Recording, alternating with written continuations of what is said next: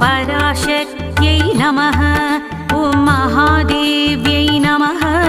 ॐ कश्यपमानसपुत्रिकायै निरन्तरध्याननिष्ठायै एकाग्रचित्तायै नमः।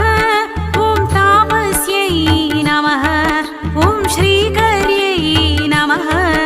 ॐ श्रीकृष्णध्याननिरतायै श्रीकृष्णसेवितायै एकचित्तायै जगदीश्वर्यै एकचित्तायै जगदीश्वर्यै नागलोकदक्षिण्यै क्षीरप्रियायै पञ्चभूतेशे मानसा देव्यै क्षीरप्रियायै पञ्चभूतेशे मानसा देव्यै